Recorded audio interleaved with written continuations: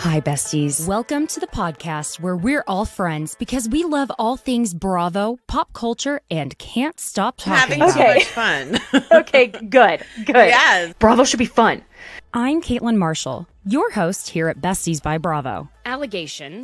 Allegedly allegations, where we're in a safe space to gossip, share our thoughts, and opinions. That girl's a liar. That girl's a liar. About the Bravo celebrities, shows, and celebs we love, hate, and that's when love Chef to goes, hate. Oh, suddenly now you're so religious? So be cool. Don't be all uncool. He went on a podcast claiming he had a threesome with two women from the Real Housewives of Beverly Hills. Immediately, I was like, I wonder if it's Brandy and Carlton. Because sometimes things may get a little, well, ridiculous. Oh my God. I'm sorry. There's a spider that is coming down. Hold on. Ah!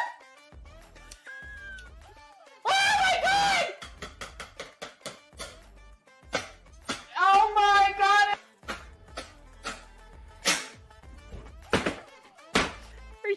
It's like the Blair Witch Project or something. All you can hear in the background is, oh my God, has anybody seen my ring? Oh my God.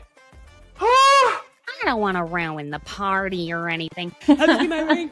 Oh my God, can you look on the floor for my ring? God, someone's gonna kill me. Don't mess with me because I will come. What? Oh. Feel free to leave that in for whatever entertainment purposes. I'm so glad you're here to enjoy the fun. So, thank you for joining me on Besties by Bravo. Hi, besties. I have a very special guest joining me today. If you don't already know who Erica Cobb is, I mean, you should, but she is a co-host on the Daily Blast Live, which is a national talk show that happens to film here in Denver. She has her own podcast, Come Back with Erica Cobb, and she is a Bravoholic just like the rest of us. Thank you for joining, Erica. Hey, bestie. How you doing, boo? Hey, I am so glad you're here. It is really feeling like it's been a long time that this should have happened already. I agree. Yeah. So y'all be sure and go check out Erica's podcast.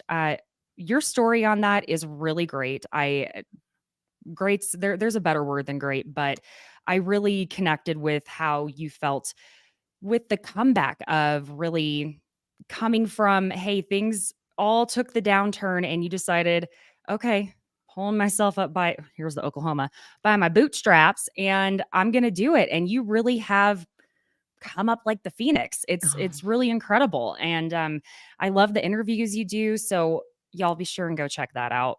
Just want to say that here at the top of the show.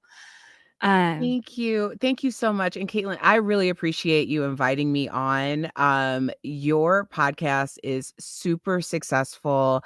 I love your engagement with your community. It is something that I'm really working, like striving towards. So it's such a great template for that for me as well. And I mean, I love a Bravoholic. I love a Bravo content creator. I cannot believe we live in the same city and we have never gotten together. So that is going to change as of today because we are besties. Yes. Welcome to the community, bestie. It's something that's so funny. We happen to both know, well, you know him even better than I do. Erica's makeup artist, Jure. Mm-hmm. I met him, gosh, it was when I was pregnant. I was very pregnant. And I needed someone to do makeup for my maternity shoot. And then less than 24 hours before the maternity shoot, the photographer cancels on me and I didn't get to use him, but we've been in touch and he does your makeup for Daily Blast. I mean, y'all were at BravoCon and y'all should have seen this video when Erica and Jure were meeting the new Roni girls, not the OG, the new Roni girls. They were all saying how wonderful your makeup was. And that was Jure. I'm about to go have him. I'm going to go get slayed by Jure here pretty soon, actually in a couple weeks. So you should. Oh, yeah. Oh, you already got an appointment? Oh, yes, I sure do. I was like, you better get an appointment, girl. Cause sometimes I'm like, yo, boo, we got to call in a homie like sideshow here. Cause I need you. Yeah, I'm sorry. You're like, I come first. Thank you very much. Yes. You take glam everywhere with you. At this point, you're like Lisa Barlow, which I love. I do because one, I mean, I'm as a content creator, and just how I produce my content now, I do a lot of like shared content between my pod as well as my talk show. So it is important that it's like copacetic between what I'm doing, on a field shoot versus what's happening on the show. So I just it just all kind of merged together. So Jure not only is my makeup artist, but he also kind of acts as a field producer. He's like my eyes and ears when I'm actually on the carpet. So he's multifaceted in that way. I love that. Yeah. That's like, he's kind of like your Mikey. I He love that. I love that. I just got done Totally. doing a Salt Lake City recap, so I need to take my Lisa Barlow hat off. Yeah. But she'll walk away eventually. But listen, it's like glam at this point.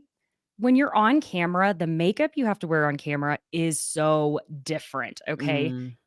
and especially if you need to be able to walk off camera and look like a human being off camera, and that takes a Right. very specific skill set. Mhm.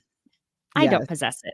Yeah. Like if you walked up to me in person right now, you'd be like, "Are you dying because you look casket ready?" So yes, that's why we need help sometimes. Yeah, no, you look gorgeous.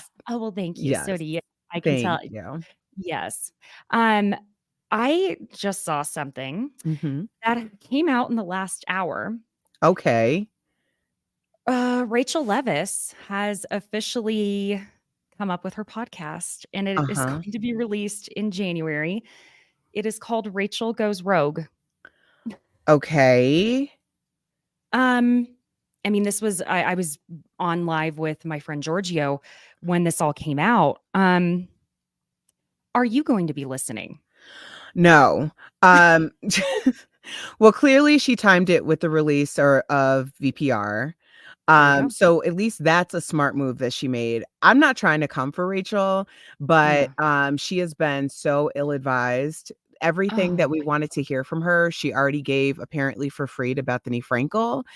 I don't know if we're necessarily looking for more. And if Mm-mm. she isn't coming back to the show, which probably for her mental health might have been best, although if she could have stuck it out for a redemption arc, she would have gotten one. But that Agreed. takes a certain type of person to be able to do that. I think that she's just had very short-sighted bad counsel this entire time. Fully agree 1000%. I think she's been taking the advice of her mom, Mhm. which is not always a bad thing because your No. mom should and typically does want the best for you. But sometimes that type of advice from your mom, at least I know my mom would advise me the best I could if I somehow found myself in that type of situation.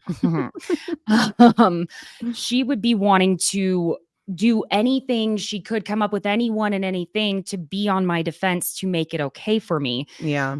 I assume that's what's going on here. I don't know. It's one of those things where it's like, don't beat the dead horse, but Yeah.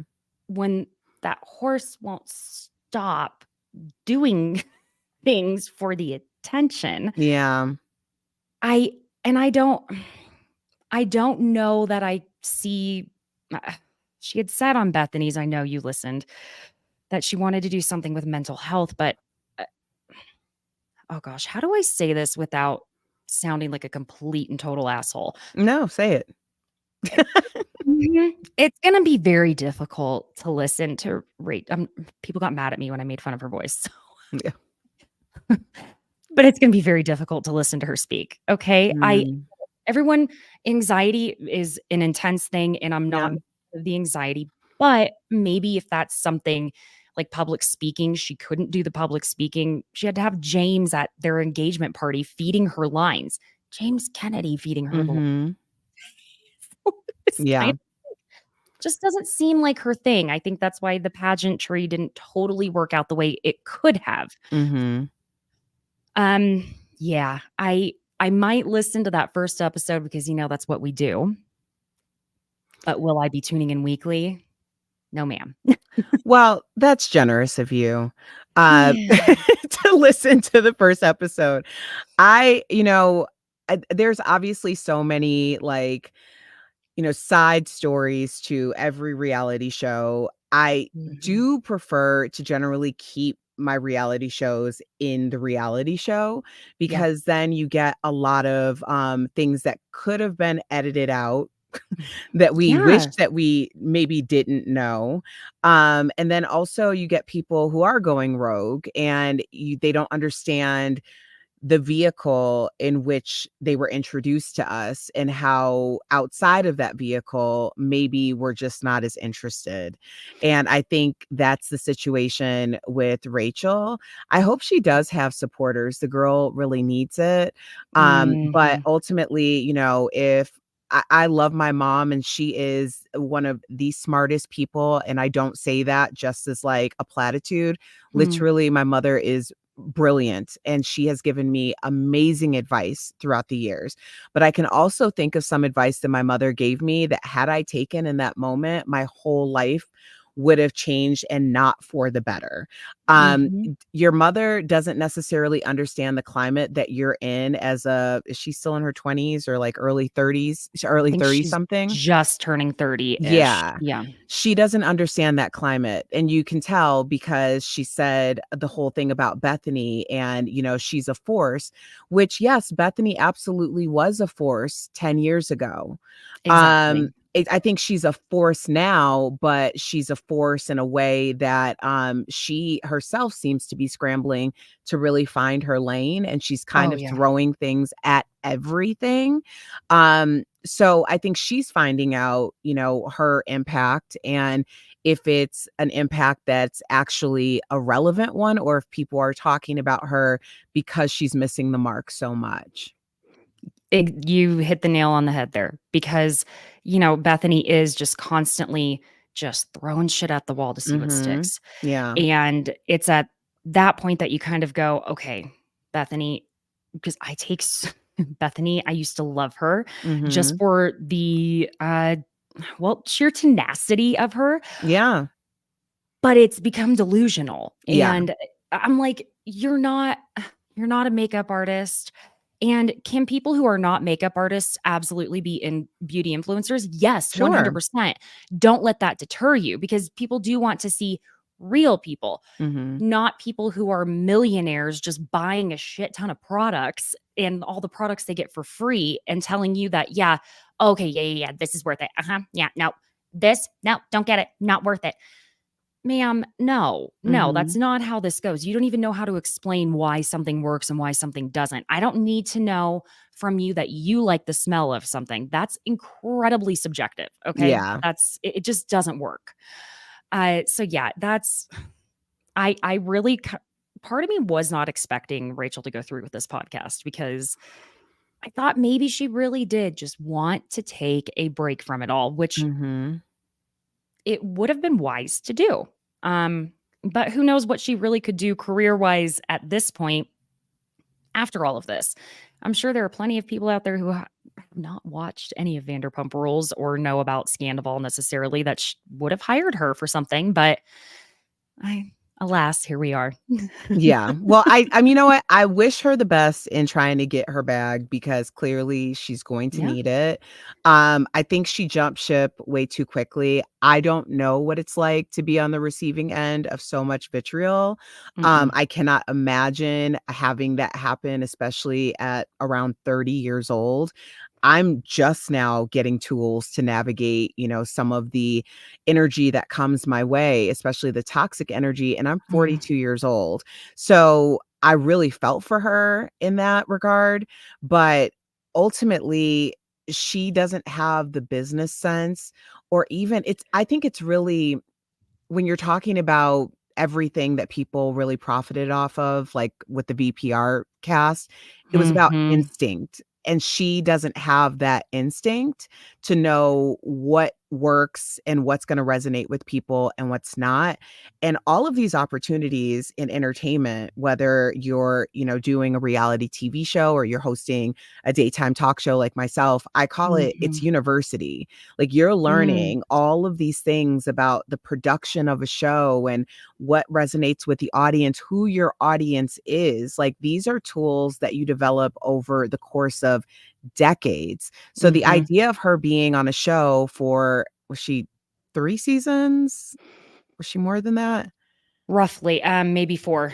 Okay, so 3 or 4 seasons, you don't get that instinct from that. And so I think she really did make a mistake there. Agreed. Yeah. I mean, anything you're doing, especially in the entertainment realm or content creation, anything like that, it is something that takes really the experience of just actually doing it and being around it. And if you don't gain anything from it in that first year, you're not going to, I don't think.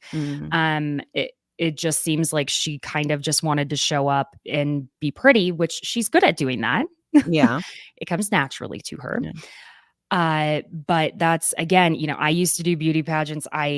People think that it's just walking around trying to be pretty, but it's, if you can't publicly speak comfortably and at least try to sort of sound like you have an opinion on something, and if that you're simply lightly informed on things depending on the system, which we've seen, obviously she's not. So I guess we'll have to, like I always say, wait and see what happens there. Yeah, don't worry, I'll watch, I'll listen for you. Okay. And Will then you give me the Cliff Notes? I'll give you the Cliff Notes. That's Thank exactly you. how it will go. That's really, I am doing a public service by doing And the this, Lord's okay? work. Yes. Yes, absolutely. It's charity work at this point. That's all it is. Okay, so I do want to talk to you about how you went to Christmas at Kathy Hilton's DirecTV party. How was that? It was amazing. I I don't know. This past year has been like so crazy. And I've had the opportunity to like do so many things. And so one of my biggest messages for people when we were talking about my podcast, The Comeback, is really that you can envision a life for yourself that's different than the life that you're leading now if you need a change. But the hardest thing to do is like really put yourself out there. But I swear to you, if you get over that initial like anxiety of just being your true authentic self, everything just starts to come to you, because like no one's going to outdo you being you. So this past year, I had like all of these experiences and I just kept showing up. And so about 3 weeks ago, maybe a month ago, I got an email about Christmas at Kathy Hilton's. And I was like, do we get presents from Kathy Hilton too? Like, what is going on? So the backstory is this year I became a DirecTV content creator. It was presented by DirecTV, and I became a creator. I was doing Sports Hub for DirecTV. And then when the actual like endorsement reel went out, it was in the middle of BravoCon. So all of my BravoCon content was hitting and they were like, oh, wait, like you're really into Bravo. And so, yeah. So I was like, yeah, like I'm more into Bravo than I am into sports. Although, I do still go to Broncos games, season ticket holder here. Okay. Yeah. You're well-rounded is what we call I that. try. I try, a little bit of everything. So they're like, we're doing this party at Kathy Hilton's house. Would you like to attend? And I'm like, yeah. So when, where, how, like, what are we doing here? So I ended up going, and I had to go by myself, which I was super nervous about because I was just so out of my element. I don't go to like Hollywood parties regularly, nevertheless at someone's house. And it was a fairly intimate event. There might have been like 100 people there, but she has a big home. So it wasn't like we were all like scrunched or anything. And so what I did was I reached out to a couple of Bravo celebrities who I've communicated with in the past. Mm. Crystal from Beverly Hills. Oh, I like Crystal. I love Crystal. And then Emily from Orange County, because they were on the guest list. And I had just connected with Emily at BravoCon, and I actually cried on the red carpet because we started talking about her IVF journey, and I had just finished my second round of IVF. And Oh, so, did you? yeah, so I was like, I just completely, so we were like hugging each other. She like actually sent me a DM to check on me later. It was so beautiful. So I ended up just getting to talk to them a little bit, and that kind of opened up like me talking to other people. So everyone was like really nice. There were so many different like cute little activations. It was kind of set up like opera ski style with like you could do like roast s'mores and stuff with Oh, these how little cute. things. They had Meredith Marks caviar. Of course. Like it was, yeah, they had the bar with all of the cute little signature drinks, and they were all kind of like reality TV inspired. And there were a lot of Bravo celebrities there. There were like girls from Selling Sunset and RuPaul's Drag Race. And yeah, it was like, it was awesome. And everyone was super friendly. I had the best time. And I'm actually going to do a full like behind the scenes that'll post on Sunday on my YouTube channel, Come Back with Erica Cobb, so y'all can check it out there. Go check that out for Yeah. sure. You know what? You reached out to two of the good ones. I've spoken with Emily before too, and she is really sweet. And I actually happen to be an IVF baby myself. Really? I'm an older IVF baby, so it was pretty new when. Yeah. Yeah. So Wow. listen, my mom tells it as a joke that this was back when they put 7 embryos in her. She was like, if we end up with more, we are going to put one in everyone's stocking because my birthday's November. So she was like, everyone gets a baby Caitlin. So thank God for the world, there was only one of me. Oh my God. But a little too much, but wow. I want to wish you the best on that part of your journey. Thank you so much. I know that's it's a lot, and just the shots, the testing, all of that alone is absolute havoc on your body. So I will be sending you the best thoughts for that because yes, absolutely. Also, you're 42, not that 42 is very young. You look younger than me. So can you please tell me, where are you finding virgins to sacrifice on every full moon for this? I'm having a hard time finding them. Okay. Girl, please. No, I'm 42. Like I am fully 42. No, I appreciate that. I honestly, I don't. Sometimes people, I think it's all I used to think like my chubby cheeks was like the worst thing. And as I get older, I'm like, I think that kind of works in my favor because people assume that I'm younger. So I understand like when people are like, I'm getting filler, I'm like, it is a youthful thing, but also people might try you a lot. I get tried all the time. Like, but that's so fun though, because then you get to be like, oh, I get to bring the wisdom that I have up here. Like, who are you talking to? I could be your mom, like for real. I could be like, your mom. Okay. Yeah. And the fuller cheeks thing is I tell people that all the time. That's why people like Christy Brinkley look so youthful, is because she has fuller cheeks. That's why the housewives get their, well, not just housewives, people in general, not just women.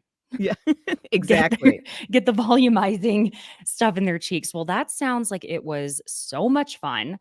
And I'm so glad you had people to connect with. And that's going back to what you're saying about how you can change things for yourself. You just have to go ahead and take that plunge. Like, yeah, it is sometimes that feeling of the stomach drop in the roller coaster. But that's really kind of how I got going with this. My podcast is barely over a year old, and I was even nervous reaching out to you because I was like, oh my gosh, okay, what if she thinks I'm a weirdo or something? We all still have those thoughts. Yeah. But it's like sometimes you just have to really, excuse me, but just say fuck it, just do it. Yeah. And what's the worst that's going to happen? Someone says no, okay. Right. Well, I think, because I struggle with that too. Like when I'll reach out to people, especially in the beginning, I would be Mhm. like, "Oh my gosh, I'm so sorry to disturb you. I have this little podcast and I was just wondering if maybe," and then Yeah. people started saying like, "Yes, absolutely. And could you please stop diminishing what you're doing? What you're doing is Exactly. important. It's a vehicle for other people to amplify their messaging and what they're doing." Mhm. And I think people enjoy, talking about things that they're, of the same interest. I know for me, like people enjoy talking about themselves on my podcast and giving Mhm. my audience like gems of wisdom and stuff like that for their journey. So, yeah, I think that it's best just to like, throw it out there. This is what I'm doing. And if it's like, if it doesn't work, then it doesn't work. And if it does work, you have like new members of your family, like it's more of a Absolutely. village. So I appreciate that. Yeah, absolutely. I love that. And here I get Lisa Barlow, you need to walk out the door. I love you, I Lisa. I love love you, baby that. bridges. We gotta stop saying I love that. I'm gonna find a new phrase or word. I promise. I love that. I love that too. Oh, it's the housewives isms, they just seep in Mhm. to everything Yes. sometimes, and I'm like, I swear I think about other things than Mhm. Bravo, but No, I it get just it. We see each other. yeah, Yeah. it just sticks. It just sticks. And they're memorable for a reason, okay? Gosh. Mhm. Should we jump in Okay.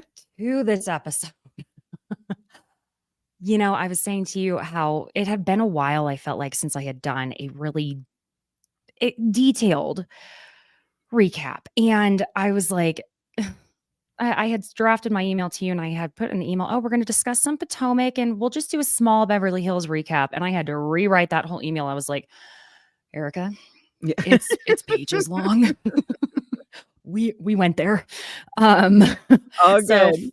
yeah. So OG listeners, we are back to the color coded notes. But hey, it was finally a meaty episode from Beverly Mhm. Hills. We've been waiting. We've been Yeah. waiting We needed it. They needed it, to be honest.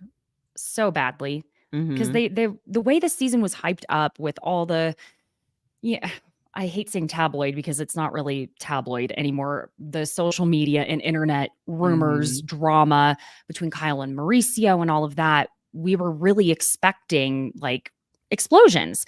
Mhm. And I think I hate saying that this is the prediction, but I feel like this is our explosive episode. The next one with the to be continued is when we're going to get Denise going after Erica.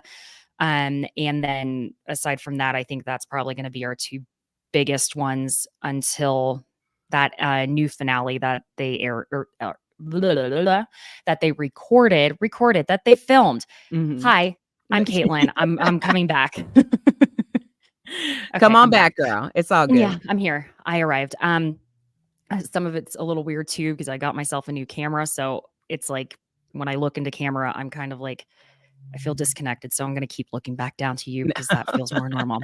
That's All where I good. lost myself. But yeah, so with that new finale that they filmed after everything came out about Kyle and Mauricio actually separating, that's probably going to be our next big one. So Mm. we're probably going to get 3 here. That's my prediction. We'll see what happens. What else is new? So we're going to just start with Dorit and Crystal at Kyle's. Mhm. Now, Kyle starts this conversation with, I really do care about Sutton. And Dorit says that it was impossible to time that elevator in Vegas with Mikey and Davis on it. Now, do I think that Erica specifically knew that they were going to be in the elevator at that time? No, I don't think she knew that because she wouldn't have been at the back of the group. She would have been Mm. there ready for him. Do I think production knew?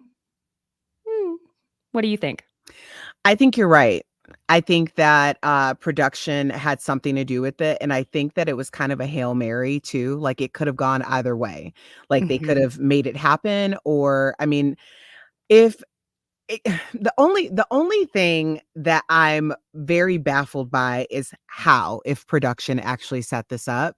Because anyone who's been to Vegas and knowing the towers of of elevators at the hotel.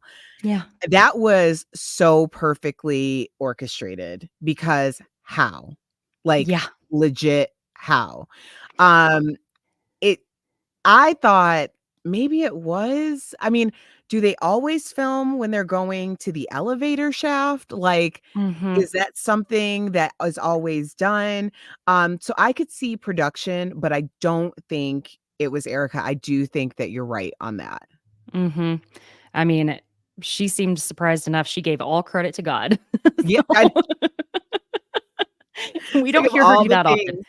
Yeah. Yeah, Exactly. I don't think it was, she didn't have her hand in it, and honestly, I didn't even think it was that big of a deal. Like, No. No, I think Erica had had enough of the Sutton show there in Vegas, and that was when she was like, Oh, okay. Well, here's your chance to go say mm, apologize for saying the show was shit.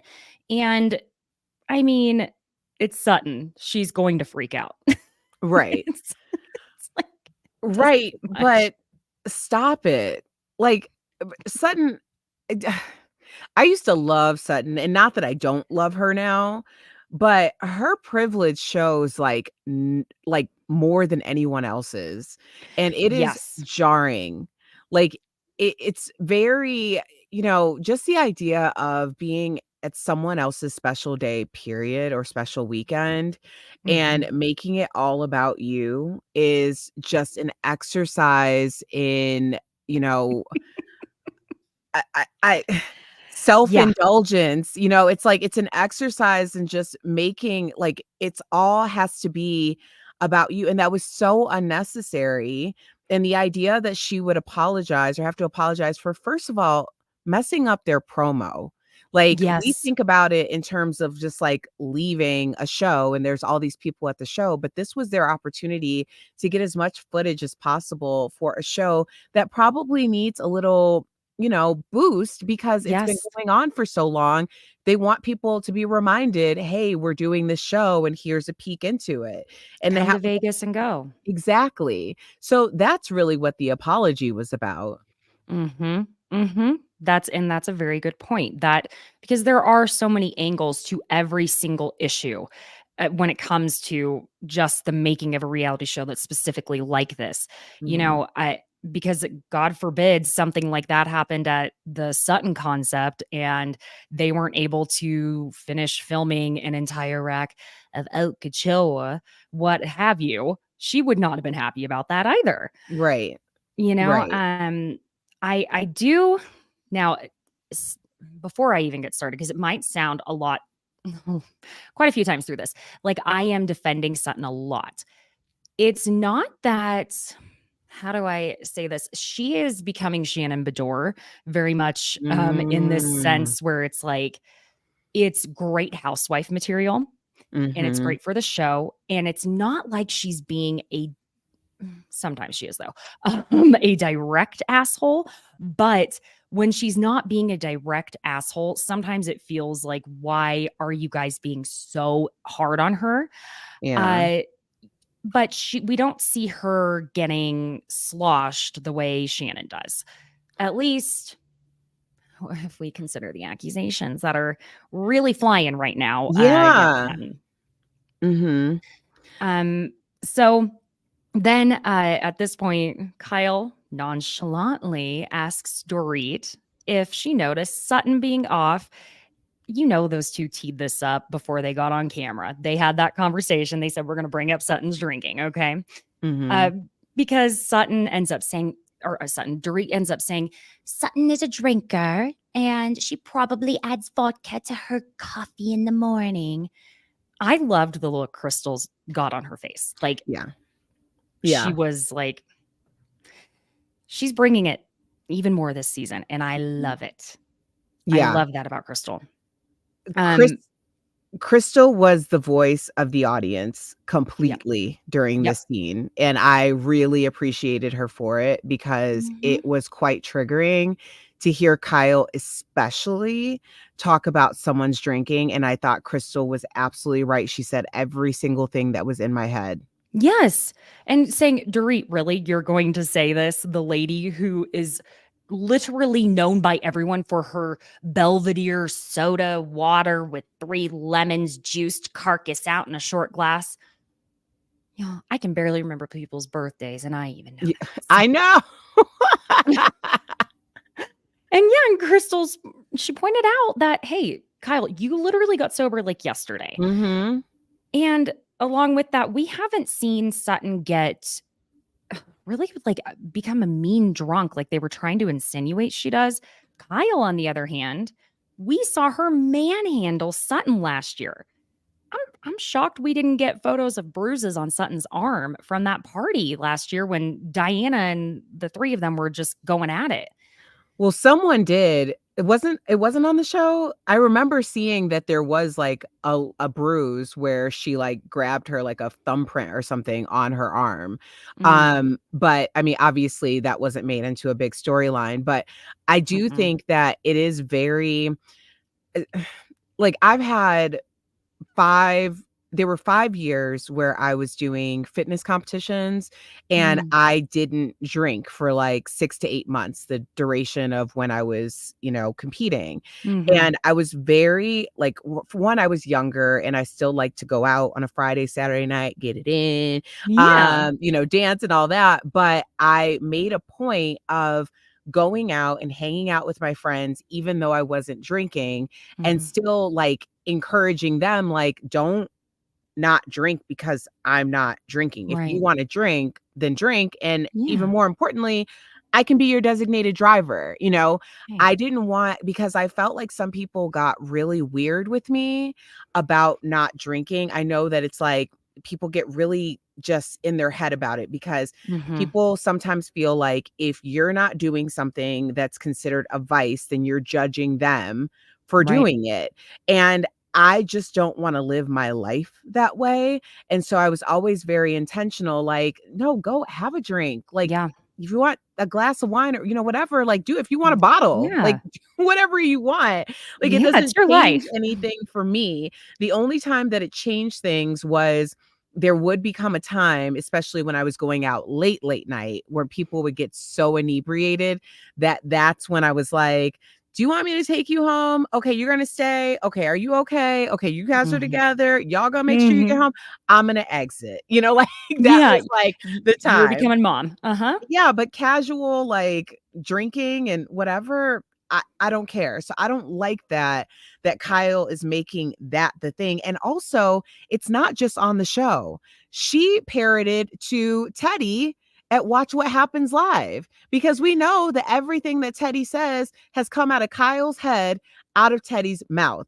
Speaking of which, Teddy was on the carpet covering for Extra on Tuesday night. And I got to tell you, Teddy loves Kyle. She loves that girl. I don't know how she is dealing with this newfound friendship with her and Morgan, because there was a time when Kyle was being interviewed by another outlet that was standing next to Teddy, and Teddy was literally mouthing things while Kyle was getting the interview off camera. And then when she did it, like for real, at one point I was like, I should record this, but I also didn't want to like be that shady.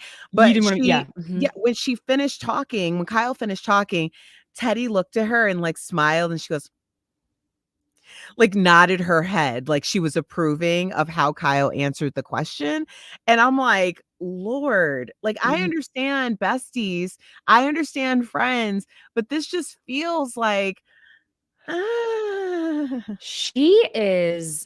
that is wild. It's like she was stage momming Kyle. Yes.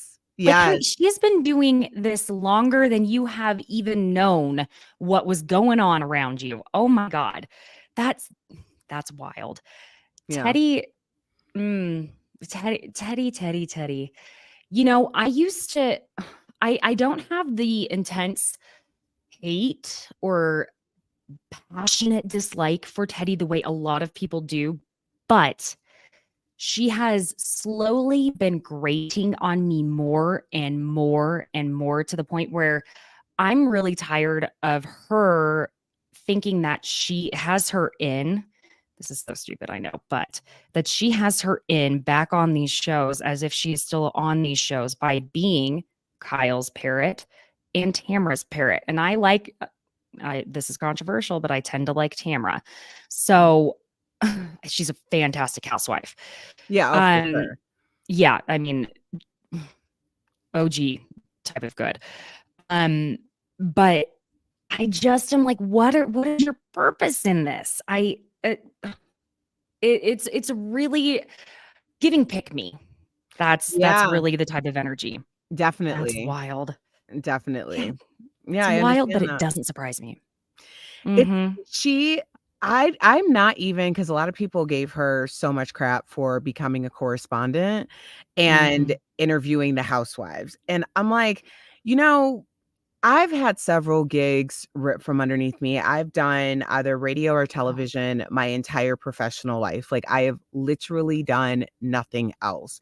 So I understand what it's like to walk in one day and be told that you don't work here anymore, and you have to figure it out. So the idea that she went to, a network and she became a correspondent, I'm not mad at that. But No. I think that when you are so like adjacent, because she was at BravoCon last year and it was very awkward. She was in the press room. So when I go to BravoCon, I'm in the press room for the whole time. So I barely see like any of the activations or anything. I'm just doing back-to-back interviews. And she was there doing that too. And it was like really awkward because it seems as though she was there on behalf of the podcast, but there was like a lot of people were very awkward about it. I'm like, girl, get your bag, do what you have to do, but there has to be like a separate identity. And I don't know if she necessarily has one. 100%. Because I do remember hearing that it was kind of awkward. Not kind of. I heard it was quite awkward with Teddy last year. And, I'm totally in agreement. Like, do what you got to do. Like, keep your foot in the door if that's how you want to do it. But I guess sometimes it is, with Eddie being a correspondent for ET, maybe there was someone who's like an actual journalist, someone who actually does corresponding and co-hosting on shows that maybe could have been a fit and would have done a great job, not because they had been on the show previously. But it is what it is. That's just the way this business is at the end of the day. Yeah. And I'm not really giving anyone any new information here by saying that. But I'm sure she's going to find a way to get back on the show somehow. I don't think she is. I'm going to be really honest. I don't think she is. And I'm sad for her. I'm not sad personally about it, but I am sad for her. I think that it's like a relationship, when there's such a strong air of desperation, then people tend to be repelled or repulsed by you. One's a little bit more intense than the other. And I don't get the feeling that Andy really likes her. No, because did you see on Watch? Yes. Oh, when she tried, like, I think she was actually joking. I really want to give this to her. No, she was not. Like, surely you did not think you were sitting next to Andy and not Kyle sitting next to him. It's like, because I'm going to start turning red right now because my secondhand embarrassment was so intense in that moment, because he was like, that look he gave her was like, oh, no, you don't actually think. Yeah. I don't ever, unless there's been some times in like the Bravo sphere where I have been particularly harsh on a Bravo celebrity, and generally it's because they've done something or said something that was either racist or some type of phobic, or something that's so egregious that there's no excuse for it. And that's when it's like gloves are off. But if you're just like, I don't like your personality necessarily, or it doesn't jive with mine, I try not to be like, bringing like Uzis to a knife fight. You know, I Right. try to just say, this is my opinion. You know, and we're entitled Yeah. to have one. And without this whole world of people talking about these shows, they wouldn't be as successful as they are. So you want people to love you, hate you, maybe let you have some type of vindication, all of those things. But with Teddy, so I Watch What Happens Live that night. Another account, I can't remember. Am I allowed to say other accounts here? Yeah, of course. Okay. Like, so she speaks Bravo. Oh, yes. I love Emily. She's one of my friends. Yes. Okay. Yeah. So I love Emily too. So Yeah. I don't know her, but I do love her. So she posted about the reaction of Andy. So I made a comment on her account. And I basically said, like, that was crazy to see. Basically, Kyle brought Teddy as her emotional support friend. And Andy Cohen was like the mean flight attendant saying, put your pet back in the kennel. And I was like, it was just wild. Like, it was completely wild. And I didn't realize that Teddy like goes on to different accounts to see what people are saying. So I'm sure she saw that because it was like very early on. And then she made a comment to Emily. Emily checked her. Oh, Okay. Emily will. In Emily the best will. way. She checked her. And then I was like, oh no, I hope she didn't see it. Like, I felt bad.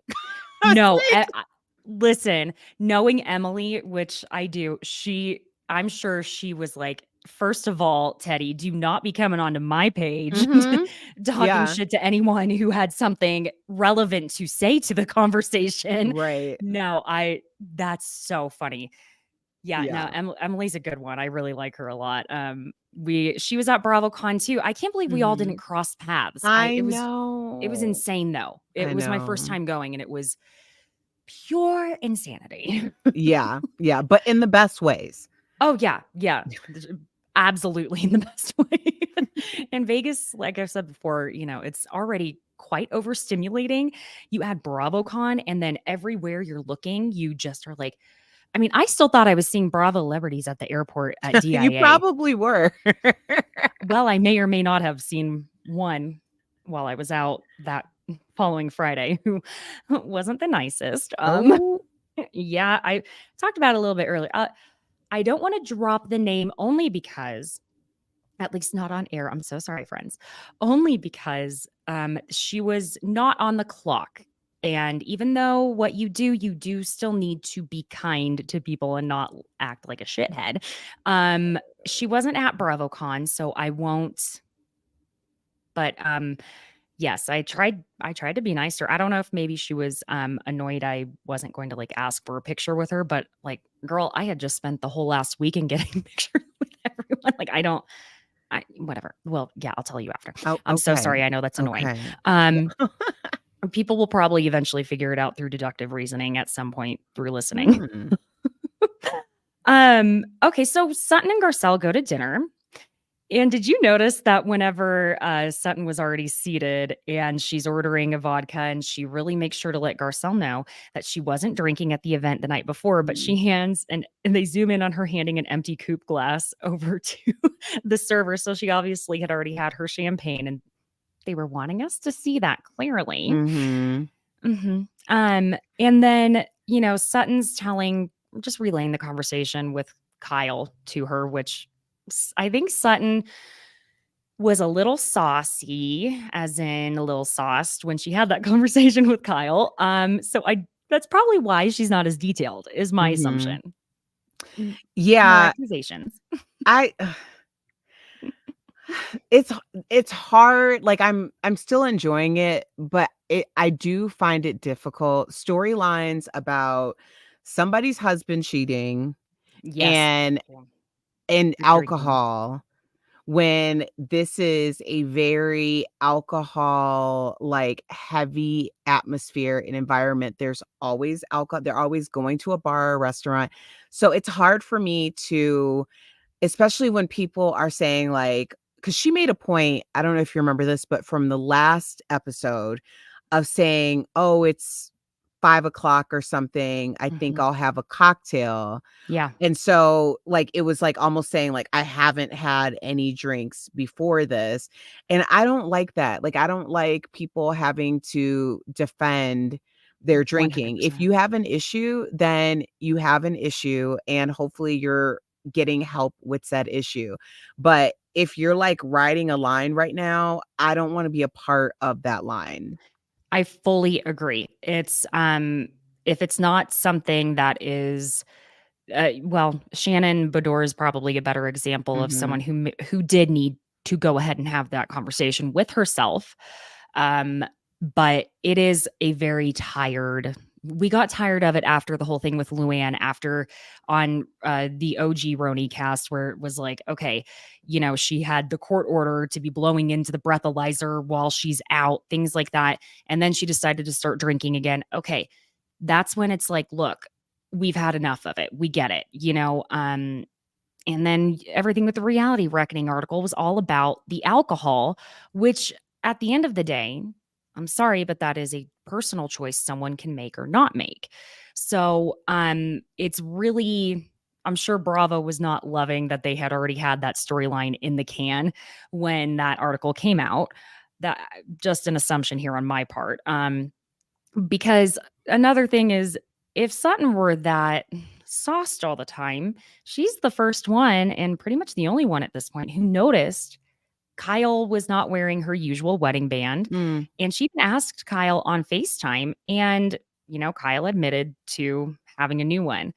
Now, this moment, oh my God, pearls were clutched and I gasped when Garcelle said in confessional, I don't know how Sutton noticed Kyle's ring like that. I don't really pay attention to jewelry, except when after the robbery, I noticed Dorit still had hers. No. Yeah, we'll take our little. I said, Garcelle.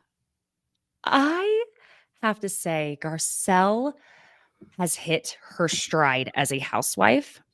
Ooh, I am loving it. I feel like it's very well known that I am a huge fan of Garcelle because I feel like she is one of the few housewives or Bravo Lebs we have who is not problematic, who is just entertaining, who has had her own career. She is just, I mean, Garcelle for president. Okay. Yeah. Basically. I do love me some Garcelle, but I kind of cringed at that. One, I was like, okay, that was an amazing read, right? And very perceptive. However, as someone who has had a attempted robbery while I was at home, I can tell you that that's the only time that I have ever related to Dorit. And I was like, okay, that might have been a little below the belt, because I'm like, not, you know, I know that she wasn't trying to shade the robbery situation. Well, she was trying to shade the robbery situation. She did shade it. But I was like, I'm under the impression, and like a lot of other people, that if this was a situation that was orchestrated, it was orchestrated by PK. And I do not believe that Dorit knew.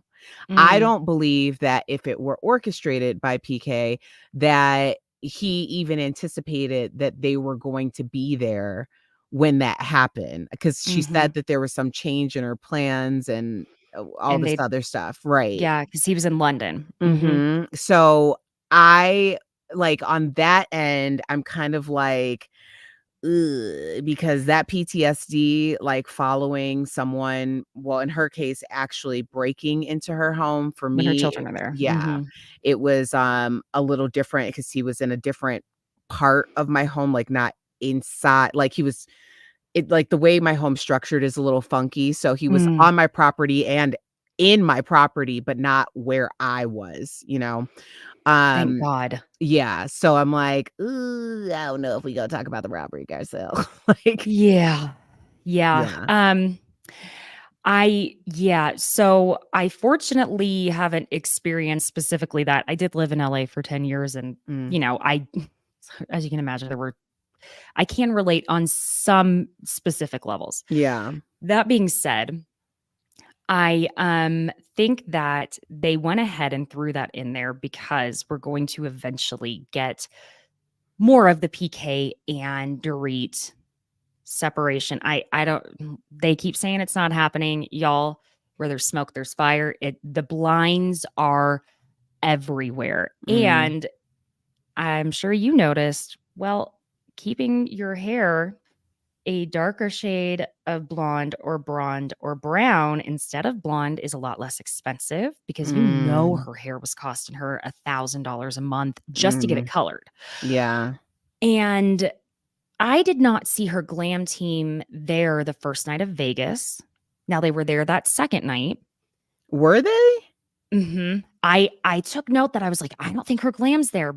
But when Kyle came out in her whole getup for the rodeo bar, Dorit was getting her face done up. So I think that there are setups happening for there to be the financial aspect of it being the reasoning for an alleged separation. I'm always trying to watch my words. Yeah, no, fair. Very fair. Listen, I do not have the money to be getting cease and desist letters, y'all. No. No, because I'm just going to keep talking in one way or another. So that's about all I got. Yeah.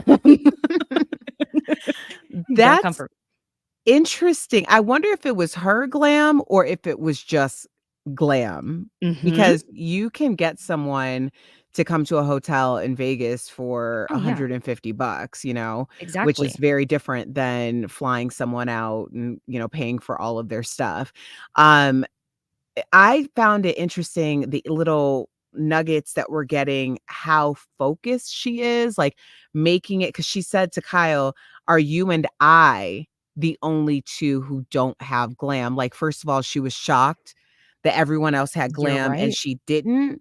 And you're in Vegas, so if there's any place to have glam, it would be Vegas. And every time she said something, even for Garcelle's event, the premiere, she was like, oh, so you're not doing glam? Like, she keeps talking about it. And if it were something that's like so pedestrian because you do it all the time, it wouldn't be like extra read all about it. Exactly. That's very astute, because now that you're saying that, I mean, it strings it all together. And I think they're really trying to slowly set up for that being the reason why they might allegedly be separating. I hate all the verbiage I have to use just to not get in trouble. Yeah. You know all about that. Oh yeah. Oh yes. You know how that is. So I'm Garcelle and Jax. I just want to say how much I loved that scene. Not going to dissect that one too terribly much, but Garcelle has really parented those boys in a way that they are comfortable expressing and just really accounting for their feelings. And you know, I know that's something as Black men that they are really, there's been an oppression just even within community wise of you can't talk about your feelings. And I think she is really breaking a cycle in that I think is really wonderful, that they're also showcasing that to really say, hey, it's okay to express yourself to your parents. Now, sometimes Jax gets a little too expressive, young man. Oh, Lord. You are not full grown. You're 15. I'm like, she needs to be like, listen, your mama's a national treasure, okay? Exactly. I'm gonna need you to address me accordingly. Go pump your own gas by yourself, and then we'll talk. Yeah, exactly. Like, what is up with that? And then on top of it, I think it's probably hard on her as well because of the situation with Oliver and not wanting to repeat those same things with the twins. So the idea of saying to Garcelle, out of anyone, that you weren't a mother when I needed you, so I don't need to be mothered anymore, has to be exceptionally triggering for her just for that reason alone. Yes. You know, that broke my heart when he said that to her. And you could tell Jade was like, "Sir, what are you saying? We did not Mhm. talk about you saying something Yeah. like that to our mother." Because listen, he has got Garcelle's back. I loved how in the last episode when he was like, "Okay, so who is it that we don't like when we go there? You tell me who we don't like, and we're good." Like I was like, "Yes, have your mom's back." I love Mhm. that. Yeah. Uh, it's definitely being a parent is just like you are constantly at a point where you're like, I'm just taking a wild guess. Google, I can use it only so much. And at a certain point, I've just got to go, all right, I'm just going to do what I'm going to do. And sometimes it works out great and sometimes it doesn't. I mean, Yeah. I had to learn the hard way even on Tuesday evening. My 2-year-old was taking forever to walk down the stairs after his nap. And so we sometimes play a little game of he'll hold on to the stair railing and I'll hold his arm and he just kind of swings down a step. Mama knew better because Mama had nursemaid elbows as a toddler. Popped his elbow out of the socket. Go to the ER.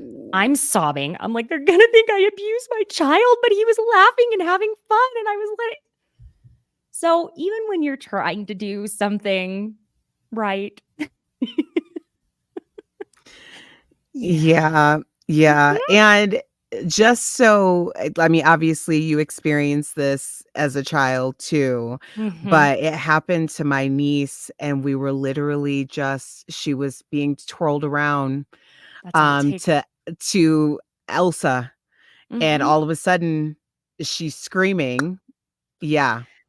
So that's a real Oh. that's a real thing. It happens so easily and so fast. It does. And they were, because I was just beside myself sitting there in the ER, and the doctor looked at me and she said, "You didn't hurt him. It's Mhm. okay. This is probably the most common injury we see with toddlers." And she was a magician. Okay. Mhm. Children's Hospital over there they were wonderful. I thought she was still just feeling his arm and he let out this loud cry and she just said, "Okay, it's in." Oh my God. Like, Oh. Yeah. it's gonna be okay. Yeah. Oof. Mhm. Wow. This scene. Mm. Kyle and Morgan at the tattoo studio. Erica, we had a very small chat before this. Mhm. I know you have some thoughts, and I am really anxious to hear these thoughts. I just want to start by saying the way those two look at each other Mm. when Morgan walks in. Um, mm, I don't look at my platonic girlfriends that way. What are your thoughts, Erica? I agree. There is something more than a platonic friendship there. Mhm. And I also read that Kyle is more into Morgan than Morgan is into Kyle. Mhm. I Mhm. think that when she said, well, she stalked me, that she really meant that. That it was probably to me, Morgan doesn't come across, and granted, we've only known this woman on this like platform for a Mhm. matter of a couple of minutes, but this Mhm. was the read that I got was that someone likely was like, it's Kyle Richards. You should see what she's like, why she's reaching out to you.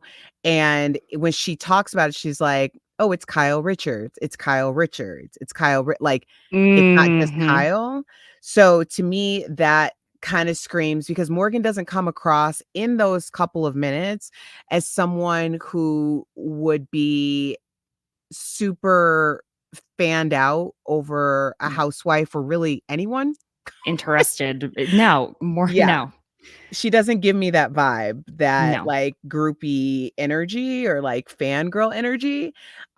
So I don't know, I found it interesting, and I think that if they were 2 men or that it was a man and if Kyle was a man, Mhm. and Morgan was a straight woman, I think we would be looking at the situation a little differently.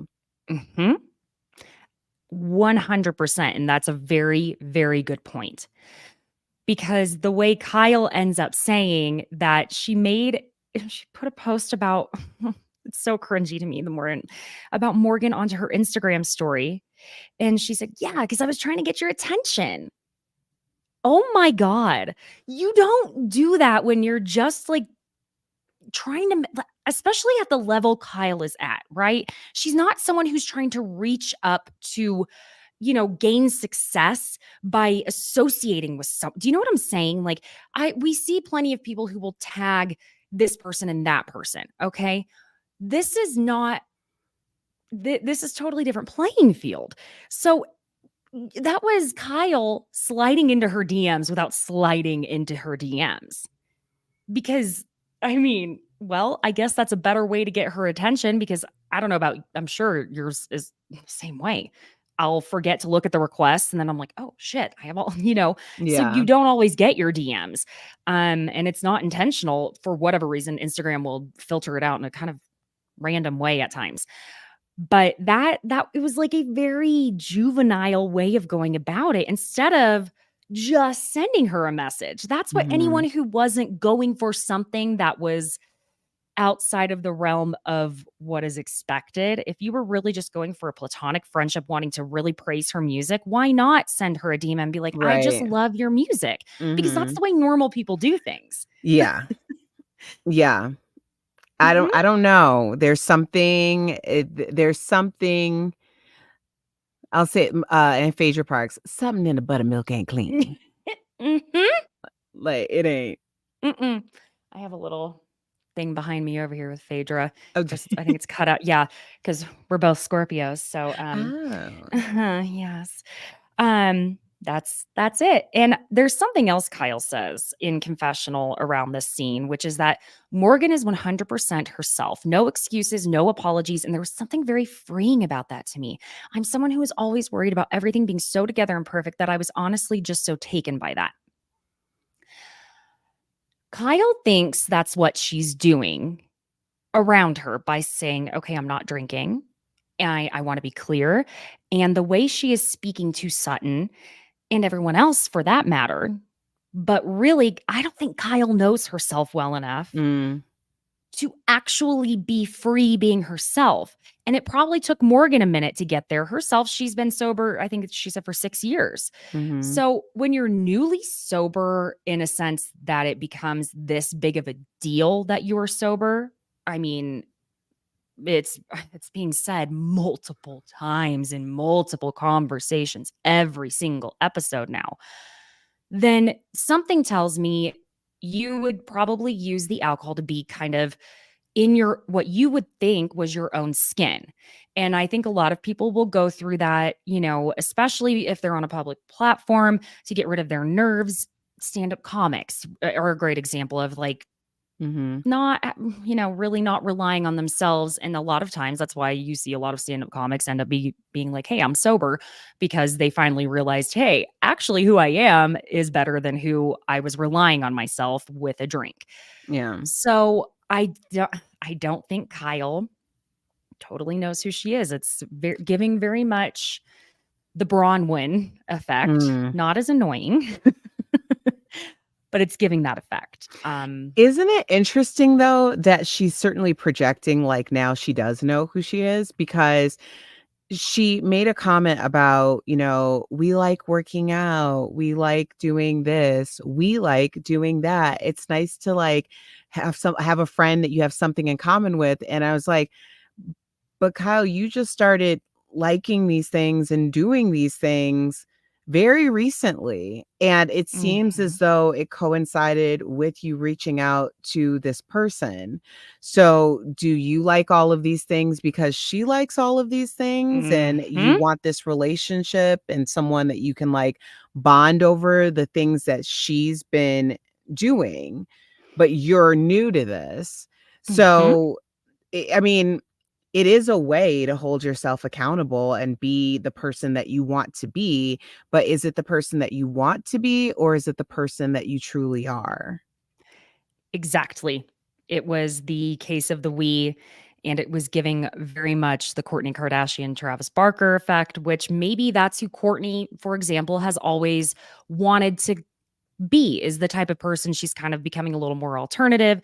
But she really decided, I want to be this person because that's who Travis is. Now, I don't talk about the Kardashians a lot, but it's my at the forefront of my mind for how, I mean, the way Kyle dresses for the most part is different. You notice whenever she's with the women for events, she dresses kind of mostly like Kyle, but Kyle's wearing a lot more black. She wears more so red, and it's been a lot of black and red. Rock colors. Yeah. Playing the part. Totally. It was cracking me up that Morgan like wouldn't hold Kyle's hand whenever she was getting the tattoo though. But then I stopped and thought about it, and maybe someone else will understand my line of thinking here, which is that Morgan has said that she has Tourette's, and I wonder if she wouldn't hold her hand because she didn't want to have a tic and maybe mess up the tattooing that was going on. So I will try and give her that. But that next moment when Kyle says, well, people are, always asking, how are you guys friends? And she's like, you definitely taught me to not judge a book by its cover. And the way she looks at her, like, okay. Hey. I think it's undeniable that there is some intense chemistry, though, at the end of the day. Yeah. Kyle hasn't even read Mauricio's book. That was wild to me. And then the way that she was so dismissive about it, I would have at least pretended like I read it. Because if it were anything that had to do with her, like that would be such a violation to her that he wasn't supporting her in that way. Because the way she picked that book up and looked at it, it was, to me, pure annoyance. Like, wow. Oh, wow, you're actually doing this? Wow. And then he acts all pissed off that she got another tattoo, which I'm on.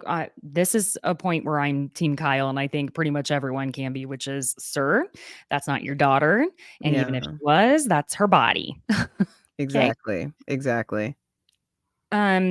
Really, that scene with Dorit and Sutton with the matchmaker, if I were the matchmaker, I would be like, this woman, Dorit, is not friends with Sutton, and she does not like her very much, is really everything I got from that. Dorit's not very good at being passive aggressive at all. Might want to work on that. But also, I have to almost defend Dorit because there is a unseriousness about Sutton when it comes to dating. Like it has to be incredibly frustrating. Like it's a personality quirk that I tend to be able to deal with, but it's not my favorite to deal with. Where someone like wants something and they are able to be expressive about other things in their lives, but when it comes to this particular arena, they get very unserious and a little like, goofy, and it's like, girl, if you want a man, let's get about the business of getting a man. Like, why am I here if you're not taking this seriously? So I can understand Dorit being like, okay, like I can understand that feeling. Yeah, I think Sutton thinks it's her shtick, but I don't find this type of shtick either to be particularly entertaining, because it just makes me cringe. And all it makes me do is imagine her on a date, and I'm not going to even imagine anything beyond that because it's just very uncomfortable. And it's because it's so uncomfortable, I can't help it. My brain ends up going there, and I'm like, I don't want my brain to go there, but you're so awkward. Now my brain has to go there. And they all talked about it basically in Vegas when said she had sex like twice a day, needed sex. Ma'am, I believe that 0%. Yeah. How did you ever even get pregnant? I don't. No way. Well, Garcelle did ask that. Yeah, exactly. Like,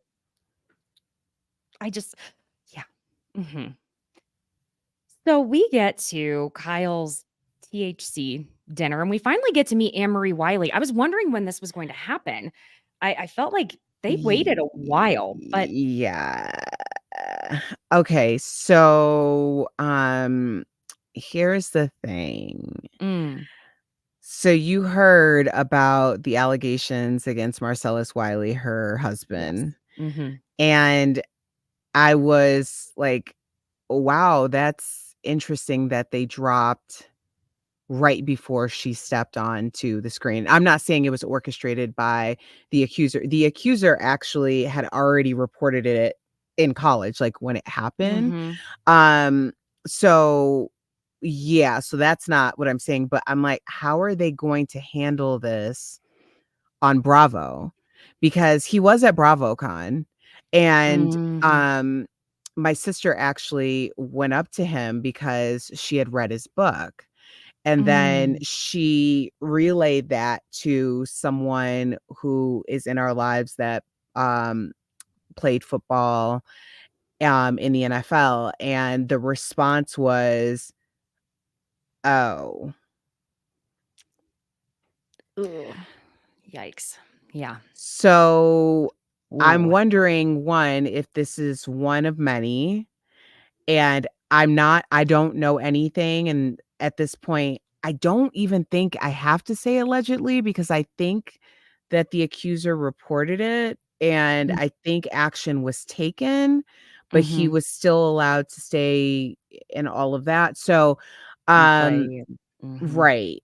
So I really don't know what that means for her going forward on the show, or if they're going to extract times when he might be on. I mean, it's like it's I don't know.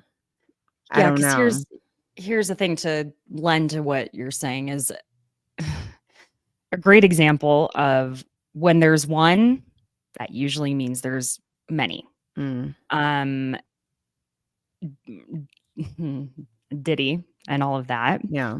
Um, which, I think we know we are going to get a lot of these coming in now that statute of limitations, that act is now Mhm. reaching its expiration.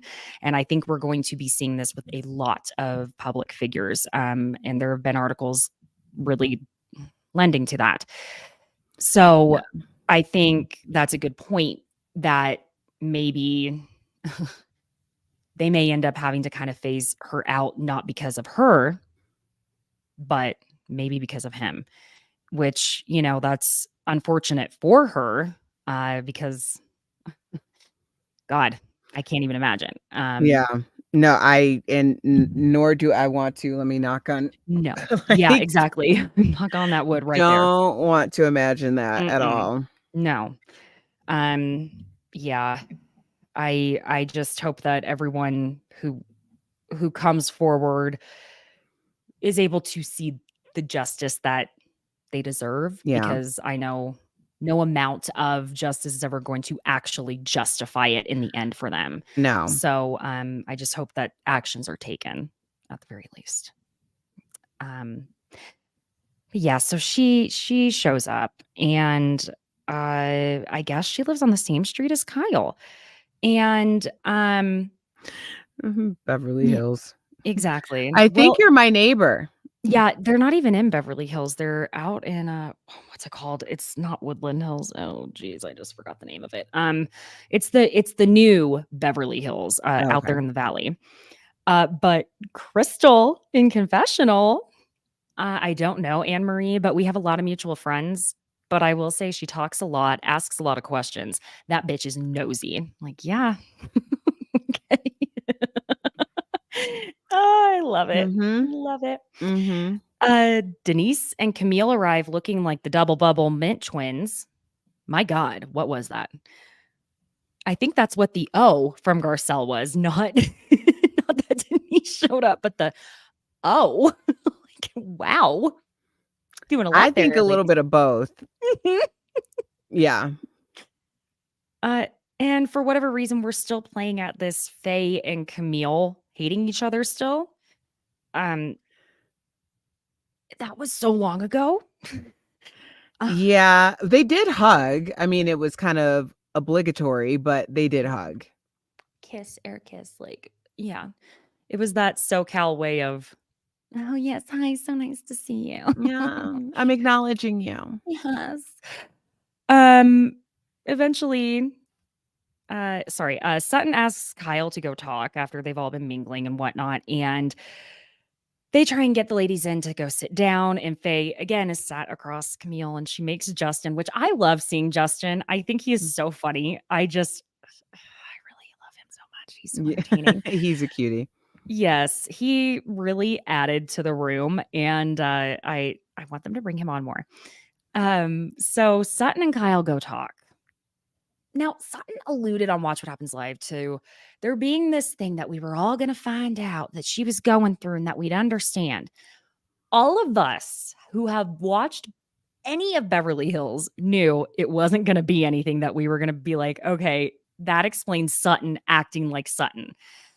Now, was this something that is inconvenient and might have been stressful for a moment? Yes. Okay. Got that. But Sutton tells Kyle she wasn't being herself because she had a meeting with her ex over the weekend and he got a huge promotion requiring him to move to London. He basically just was like, you and their young teenage son, James, are going to be moving there. And that's when Sutton's like, you're divorced. I mean, he doesn't have a right to tell you what to do, but go ahead, finish your story. They were just being pretty intense with each other at the end of the day.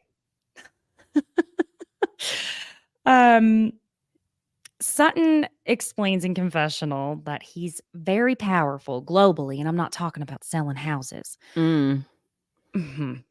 But then, I'm sorry, I cackled at this. I really did, because it could not have been more Sutton to say, and it was the most out of touch shit. She ends up telling Kyle, but it's fine. We're not going to London, but I'm going to have him full time now. So I'm going to have to up my child support's going to be increased, and I'm going to have to deal with all of that. Sutton, you get $330,000 a month. Yeah. Yeah. I thought that Kyle was being rather insensitive because anytime she doesn't know, and if they do end up divorce, her and Mauricio, then they still do have a minor child. So she isn't familiar. Well, actually, I guess she did have the situation with Farrah. That's true. Farrah's Yes, dad. So maybe you're right. Maybe she does know, but it's been a long time. And Sutton is very kind of still beholden in some way to her ex-husband. He still is obviously pulling the strings.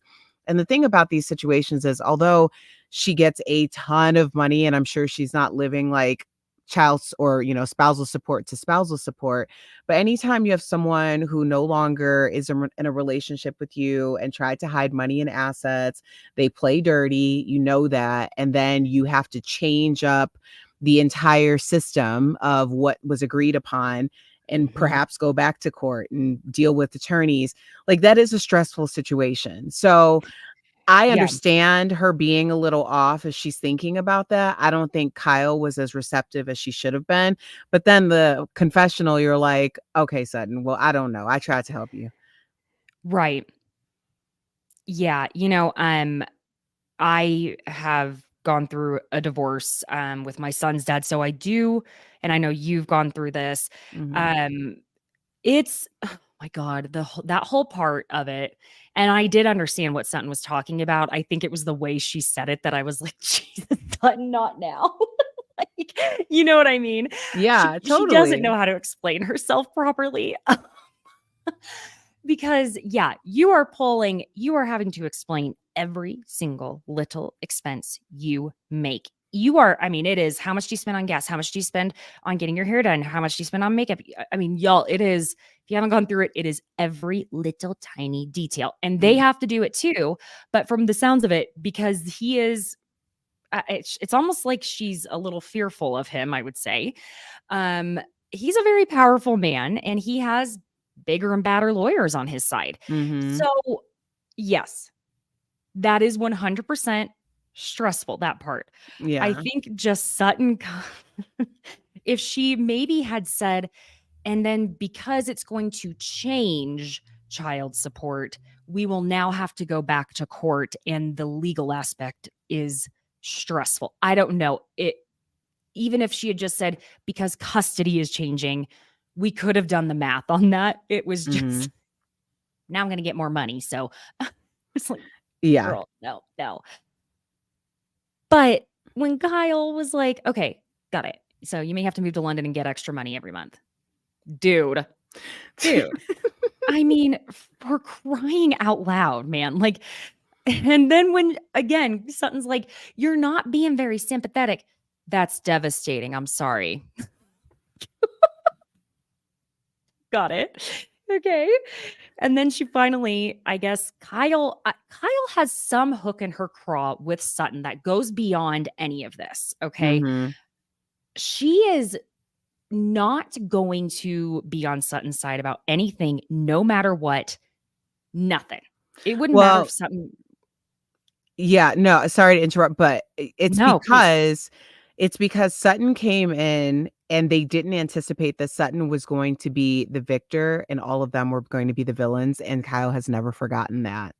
Mm-hmm. Fancy Mhm. Drew what is going to be that's going to be stuck with Kyle. Like, that's why they're trying so hard to get people to show people who, quote, Sutton really is. That's why Mhm. they're going so hard for her, because she was the villain, or she was the victor when they were deemed the villains. Mhm. And, and to take that point further, which is a fantastic point, I think Sutton is not quite as afraid to be a villain anymore. And Mm. she's kind of embracing some of it. And she doesn't go into it fully because there are so many moments when I'm like, Sutton, just go for it. Because what I think this all came down to, whenever Crystal ends up coming back into the room after it's coming into the room to try and get them back in, to the table with everyone. After Kyle says, "Are you that out of touch?"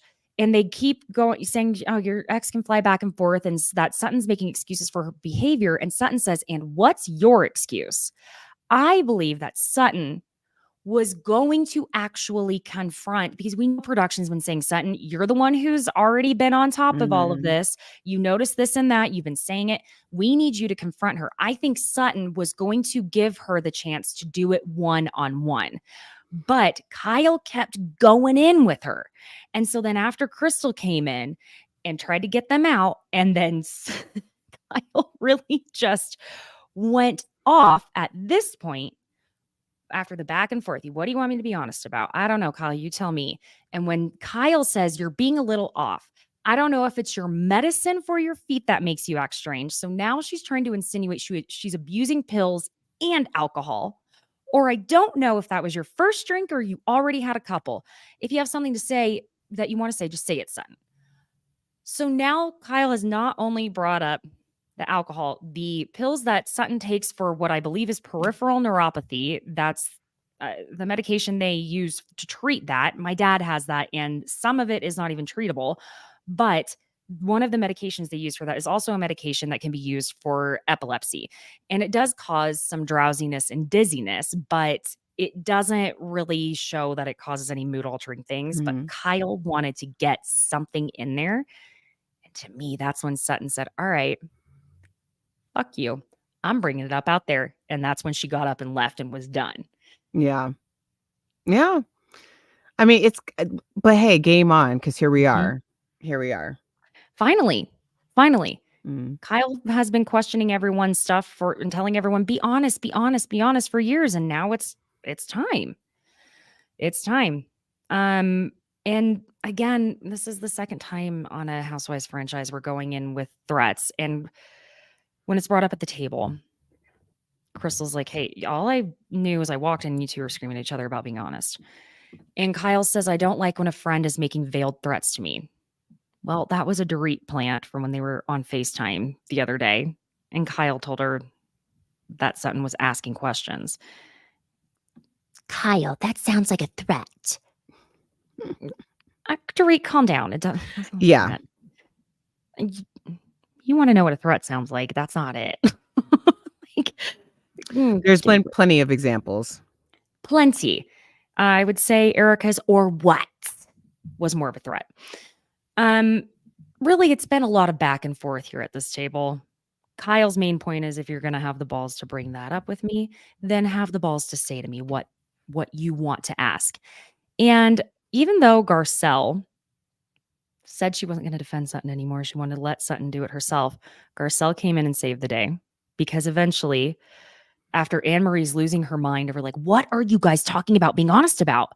So Garcelle's like, all right, fine. Her marriage. Thank you. Thank you. And then Erica, really? Yes. What's with the new band? And Kyle's like, that's what she wants to know. And Garcelle says, no, I want to know what's with the new band. And I was like, thank you, Garcelle. Well, there are, I mean, well, I did appreciate Garcelle's transparency about why she felt that way, because I also think, the fact that she got an I'm sorry necklace, a cross of all things, for her husband's infidelity. I did appreciate that because I think sometimes we project our experiences on other people. And so Garcelle was at least acknowledging like, this is where this is coming from. But yep. And she's no problem. We're wrapping up now. You're good. So I'm sorry, y'all. I've had Erica hostage for almost no worries. So yeah, Garcelle basically was just like, girl, Sutton's not going to get to it, so I'm getting to it. Okay, let's move this dinner along, which will bring us to this next point. They say she hasn't been wearing her wedding ring, and now it's come that, okay, Kyle's diamond is in the bank, whatever. And then Garcelle, like you were saying, said, hey, I thought that new ring was your makeup present, but I got the diamond cross for mine. And Camille chimed in that she used to get cars. That's how she got an Aston Martin. Like, damn, Kelsey, how much did you cheat on Camille? A lot. Yeah.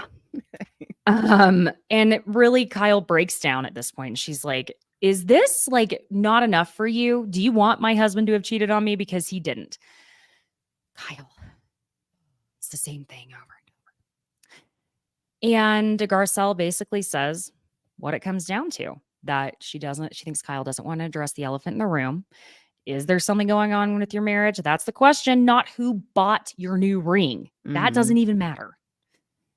So we got it to be continued on this, with Kyle saying that she would get depressed if she had 2 glasses of wine the next day. But, I'm not sure, aside from Denise going after Erica next week, because apparently Denise didn't partake in any of the THC. So I don't know. We hear that Erica was pretty chill because she had her 5 milligrams. Yeah. I don't, I'm glad that it's coming out. I'm glad that, because I think we all thought that by the announcement being made on the 4th of July, after they had already wrapped and they were picking up cameras, that we would get a new ending.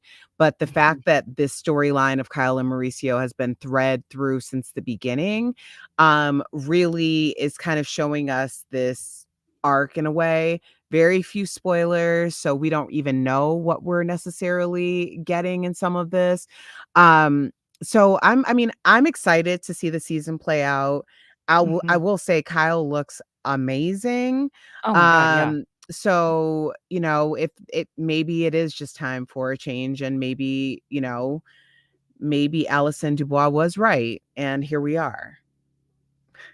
Yeah. I mean, really. Yeah. Well, Erica, I am so grateful you joined me. I am absolutely going to have you back on. Hopefully the next one won't be such a long recap, because just too much stuff happened. No worries, girl. But again, friends, go check out Erica's podcast, Come Back with Erica Cobb. Yes. I've been doing too many lives today. I'm at the end of my day. Come Back with Erica Cobb. Find her on YouTube. You can also find her. It's at Erica Cobb on Instagram. You're on TikTok. And check her out on the Daily Blast Live. It's a fun show. They tackle a lot of really great topics. And like I said, it's filmed here in Denver. And Erica, thank you so much again for joining. Caitlin, I appreciate you so much. Yeah, we'll have to do this again.